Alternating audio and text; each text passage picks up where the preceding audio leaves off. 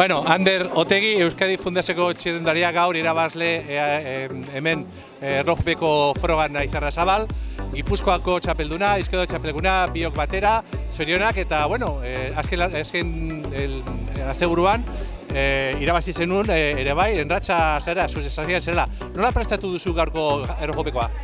Bai, egia esan gustora, eta prestatzeko sekretu asko gabe, ibili bizikletak aurrakin eta jazta. Bazenekien posibilitatea zer irabaztea, nola prestatuko duzu urrengo zitak Erlojupekoan?